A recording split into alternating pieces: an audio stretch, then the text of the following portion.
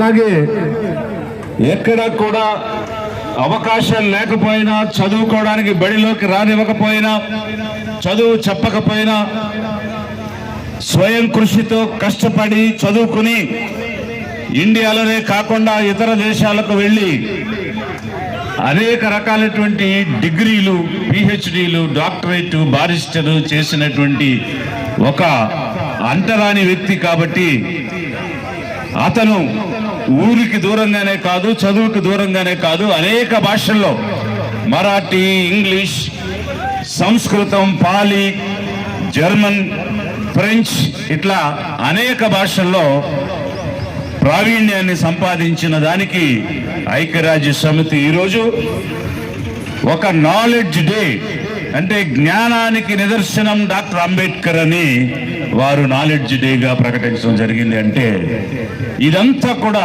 మనందరం అంబేద్కర్ నుంచి స్ఫూర్తిని పొందాల్సిన అంశం. మనం గౌరవించాం, పండుగ చేసుకుంటున్నాం, గొప్పతనాన్ని గుర్తించాం.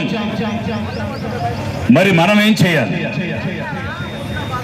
ఈరోజు మనం ప్రతి ఒక్కరూ ఇలా ఉన్నామంటే కారణం అంబేద్కరే, ఇలా జీవిస్తున్నామంటే కారణం అంబేద్కరే, ఇలా బట్టలు వేసుకున్నామంటే కారణం అంబేద్కరే అని మనం అందరం చెప్తున్నాం కదా అంబేద్కర్ అని.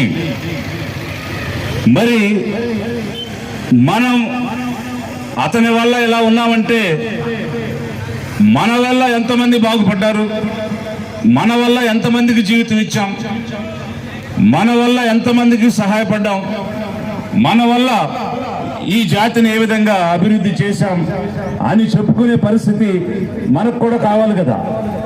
ఎంతకాలం అంబేద్కర్ వల్లే ఇలా ఉన్నామని చెప్తూ ఉంటాం. మనమేం చేశాం, మనమేం చేస్తున్నాం సమాజానికి, మనమేం చేస్తున్నాం జాతికి? ఇది మనందరం ఈరోజు ఆలోచించాలి.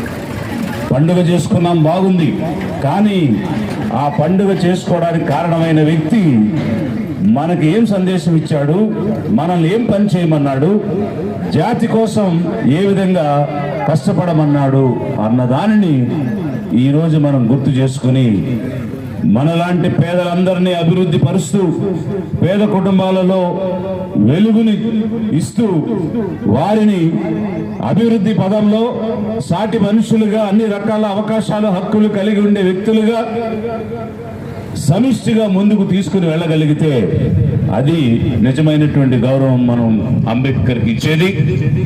అంబేద్కర్ చెప్పినటువంటి మాటలు జ్ఞానవంతులు కండి, అవగాహన పెంచుకోండి, మీరందరూ కూడా ఆర్గనైజ్ అవ్వండి సమిష్టిగా.